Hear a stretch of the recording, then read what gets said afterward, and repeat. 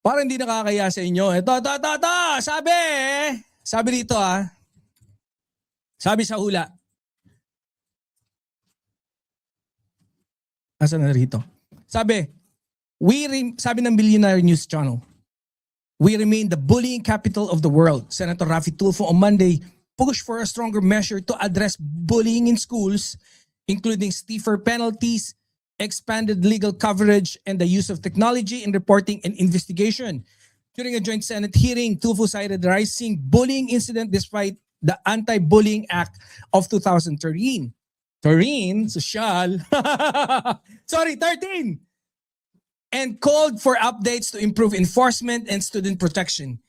Despite the existence of Anti-Bullying Act of 2013, we are faced with this reality. We remain the bullying capital of the world, with 1 of 3 Filipinos being bullied every day, from 1,158 cases in 2013 when we passed the law to an alarming 20,000 cases in 2018. Imbis na makatulong ang batas, tumaas pa ang insidente ng pambubuli. Alam nyo, no, hindi ko alam kung tama ba na banggitin ko, no?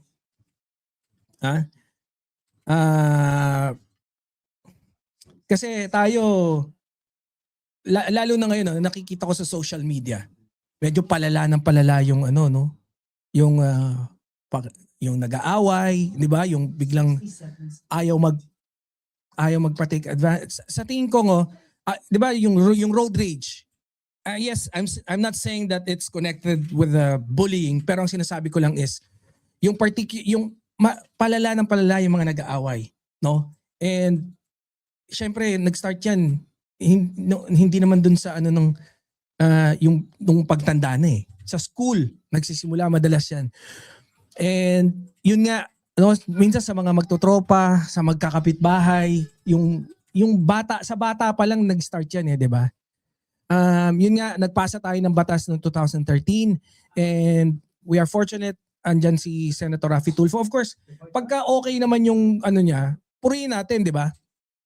So okay yung inaano niya, yung gusto niyang ipatupad, kasi isa rin yan sa mga trabaho ng mga senators, hindi lang paggawa ng batas, kundi kaya naman ako natutuwa kasi monitor ko ni si Raffy Tulfo, si Senator Raffy.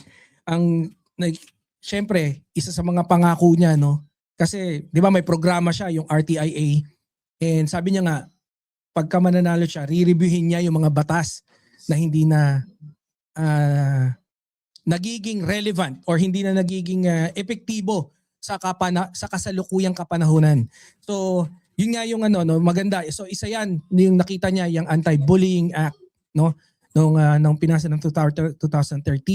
So, magpapasa siya siguro, no, ng para diyan sa anti-bullying sa school. Actually, sa totoo lang, sa tingin ko baka dati pang ngayon kasi lang no? Pero rin yan sa magulang, 'di ba? Supervision ng magulang, the way kung paano mo i-approach siguro yung anak mo. Ako, yun yung ginagawa ko Kasi syempre, meron na akong 24 years old tsaka isang 25. 'Di ba? So napagdaanan ko na. Yung 13 ko ngayon, 13 years old, yung meron na rin ako 2 apo. Pero yung natin, yung 13 years old natin, no, pinipilit kong yung mas maging ka-close ba, then kausapin. So syempre pagka naglalaro siya ng football, ayoko mabubuli siya, pero nakita ko na nakipagsuntukan tong anak ko Kasi malaking tao. Pero yun nga, no, constant lang din ng pakikipag-usap. Pagka naramdaman ko na binubuli siya or nagsabi siya sa akin na binubuli, Boss Vinny, shout out! Pag narinig ko na or nagsumbong siya sa akin, which is hindi niya naman ugali, pero minsan kasi dinadala ko siya doon. Kunyari, after office pupuntahan ko siya and then may kita ko siya naglalaro. Kaya ako siya nakita nakipagsuntukan one time kasi susunduin ko siya. Surprise. Tapos nakita ko nakipagsuntukan. Sabi ko, galing makipagsuntukan ni Gago. Pero anyways, pinagalitan ko pa rin siya. No? Hindi dahil mas magaling ka makipagsuntukan doon, lagi ka na makikipagsuntukan dahil alam mong kaya mo. Ang point ko is, yung I communicate with him, and then syempre hanggat wala pa siya dun sa proper na edad, gina-guide ko siya na ganto ganyan. Pagka meron ng bully sa'yo, and then yung 2 kids ko, no, yung 2 babae, dito yung mga Arabic na mga classmate nila, medyo mas mga sutil, mga grabe manutil, mga grabe mang asar. No, so tinuturo ko sa kanila kung paano yung approach. 'Di ba? So, oo, si kwenta na ako, Ma'am Christina. So, yun yung approach. 'Di ba? So, yun din sa tingin ko malaking factor din yung constant ng pakikipag-usap sa magulang. Pero syempre dun sa school, hindi lahat na monitor eh. Kagaya nga na sinasabi ko, siguro kasi nung ako naman nung nag-high school ako, no, yung approach, yung pakikipag ko rin, medyo madami din talagang bully at that time. 'Di ba? Lalo na especially ako, malapit ako sa bahay namin. Hindi ako nabubuli kasi yung school namin malapit lang sa bahay.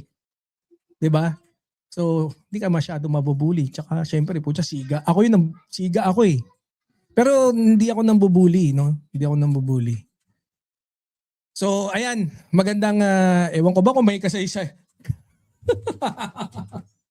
Walang sense. Walang sense yata yung mga pinagsasabi ko, ha? Pero yun nga, no, ayon sa datos kasi na binanggit na niya, no, ni Senator Raffy Tulfo, isa sa bawat 3 Pilipino nakakaranas ng bullying araw-araw. 1 out of 3, very, very, so, napakataas. 'Di ba? 1 out of 3. Sa isang classroom, 30. So, 10. 30 lang kayo, 'di ba? Let's say maximum 30 inside the classroom. Is 30 ang estudyante. So, 10 doon nabubuli. Grabe yung percentage. Almost like, ilang percent yon? 30 plus? 30 plus percent ay nabubuli. Grabe, di ba? Kaya alam nyo, yung panukala ngayon ay palalakasin pa ang batas. Kabilang ang mas mabigat na parusa at paggamit ng technology sa pagre-report ng bullying cases. So maganda din yan. Parang kagaya ng di ba? Wala masyado nagsusumbong. Pag sa barangay ka, magsumbong, baka isipin mo, naku, paano kung si barangay captain kakampi ni ang isusumbong ko si kagawad. 'Di ba? Para medyo ma-eliminate din 'yon, meron ng direktang sumbungan online. So kung hindi ka medyo natatakot ka, no, or kunyari ikaw ang isusumbong mo, gusto mong i-report na yung kaklasmate mo ibinubuli kasi hindi rin makapagsalita, binubuli nga. So pwede ka nang using the technology, pwede kang direktang magsumbong without exposing your name, tapos maiimbestigahan yung insidente ng pambubuli. So, magandang bagay yan, di ba? So, yan. Yan na yung natin. Yan yung ating unang topic, no? So, kudos kay ating Senator Raffy Tulfo dyan. Palakpakan natin. Oh. So, ang tanong ngayon, mga mandirigma, mga karayuma, sapat ba ang batas o kailangan talaga ng mas mahigpit na implementation? So, let's see. Tingnan natin kung ano yung magiging mga nakapalaman doon sa ipupush na karagdagang batas, no? And I think naman magiging maganda kasi kung 2013 pa yan and almost more than a decade na yung batas. So marami ng mga pagbabago, especially ngayon nga yung aktibo rin naman yung Pilipinas sa paggamit ng technology. Yan. Ganyan din, yung technology, nagagamit din sa pambubuli. 33% according to Boss Chris Angel. Ayan, kita nyo. Mga natin, mga karayuma. Thank you. So, ayan tandaan nyo yung tanong natin Tapusin natin yung topic na yan sa tanong na, of course, sapat nga ba ang batas o kailangan talaga maging mas mahigpit para dun sa implementasyon ng 2013 na batas. Ako, I agree with Senator Raffy Tulfo. I think yung mga batas na mga ganyan na edad, no, kagaya lang din yan sa pagdidisenyo ng bahay. Pagka yung disenyo medyo matagal na, hindi na marami na mga bagay na pwede mong i-apply ng mga bagong materyales sa paggawa ng bahay. Breaking news, sabi rito, no, ng Billionaire News Channel, the impeachment proceeding could be is shortened if Vice President Sara Duterte does not submit her answer. Wait nga lang, nailang ako dun sa topic. Banat. Display, Yola. Full guest. Ba't ganun? Sige. Okay na. Basahin natin ha. Sabi dito, Billionaire News Channel.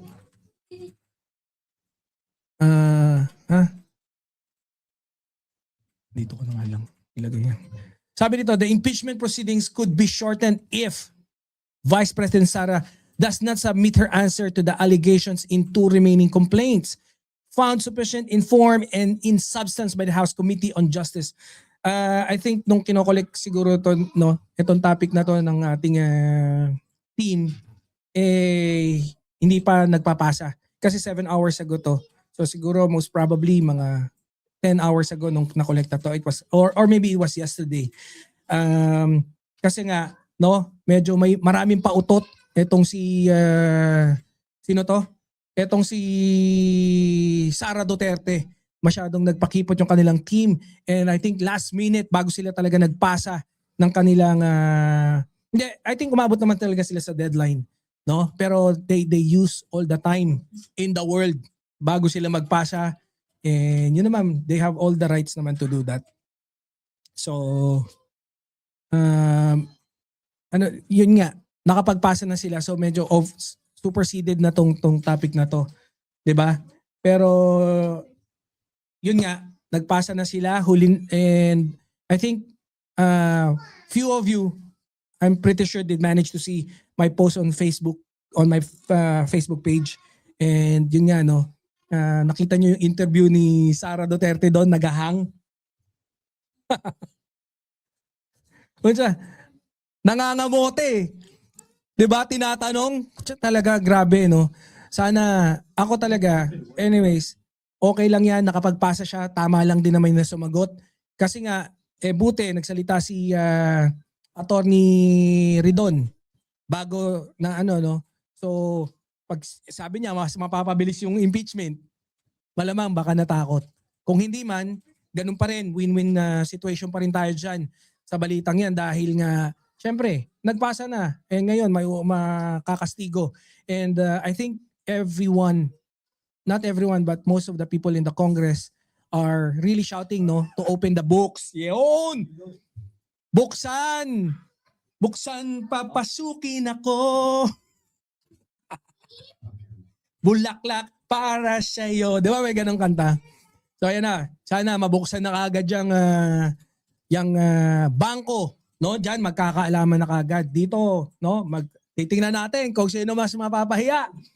Kung si Sara Potpot ba o itong si Senator Antonio Trillanes, mapag-aalaman natin or dati pa nating alam, no, itong si Senator Antonio Trillanes ay medyo 'di ba?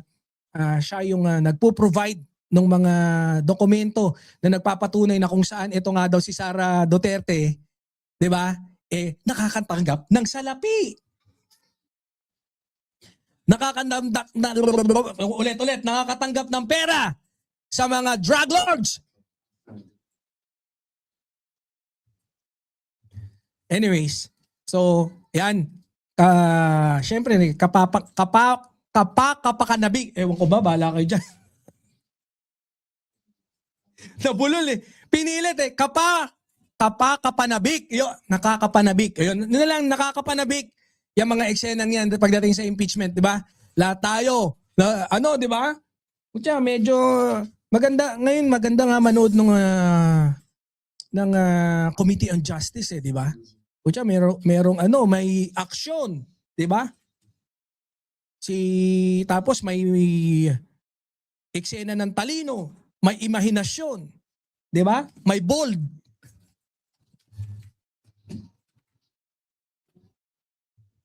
May bold sa Congress, di ba? Na-imagine, di ba? Naisali pa sino to? Si Ann Cortez. Piruin mo. Di ba? Tapos yung mga nakapanood ng bold, mga tiga-state, mga walang ya, di ba? Na kung saan, nandun din. Nagsabi, sila Topacio, Oh, 'di ba? Sila Robin. Mga walang yung mga bogmali na ngayon sa Gedli. 'Di ba? So anyways, yan 'yon. So tingnan natin. I'm not sure if we will be able to discuss yung pagpasa nila. Pero I saw people already reviewing yung submission, yung sinubmit nilang sagot, no? Diyan sa Committee on Justice.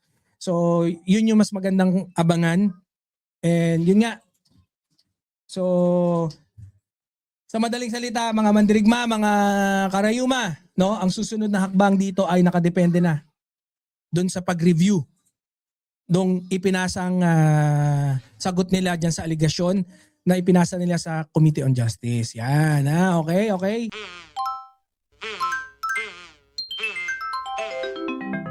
Kakulango.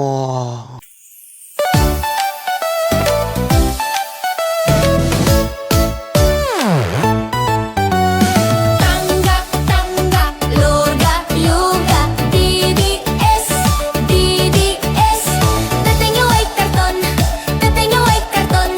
Duterte, Duterte. Tanggap, tanggap, luga, luga, DDS, DDS. Dating nyo ay karton, dating nyo ay karton. Duterte, Duterte. Ayan na sila, ayan na sila. Malita na peke, malita na peke. Ayan na sila, ayan na sila. Malita na peke, malita na peke.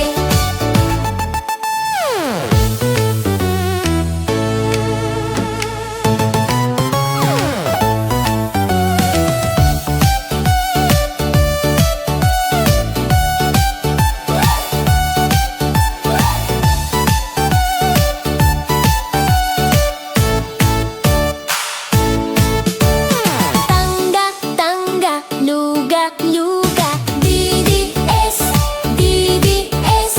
Tatay niyo ay karton, tatay niyo ay karton. Duterte, Duterte. Tangga, tangga, luga, luga, DDS, DDS. Tatay niyo ay karton, tatay niyo ay karton. Duterte, Duterte. Ayan na sila, ayan na sila. Malita na peke, malita na peke. Ayan na sila, ayan na sila. Malita na peke, malita na peke.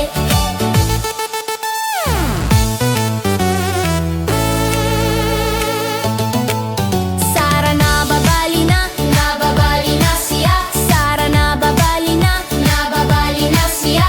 Digong masusunog na siya. Digong masusunog na sa tangga, tangga, luga, luga, DDS, DDS. Tatay niyo ay karton, tatay niyo ay karton. Duterte, Duterte. Puro fake news ang DDS. Puro fake news ang DDS. Mga troll farm, mga date. Dupites, dupites. Puro fake news ang DDS. Puro fake news ang DDS. Mga troll farm, mga date. Dupites, dupites. Tangga, tangga, luga, luga, DDS, DDS. Tatay niyo ay karton, tatay niyo ay karton. Duterte, Duterte. Tangga, tangga, luga, luga, DDS, DDS. Tatay niyo ay karton, tatay niyo ay karton. Duterte, Duterte. Ayan na sila, ayan na sila. Malita na peke, malita na peke. Ayan na sila, ayan na sila. Malita na peke, malita na peke. Puro fake news ang DDS. Puro fake news ang DDS. Mga troll farm, mga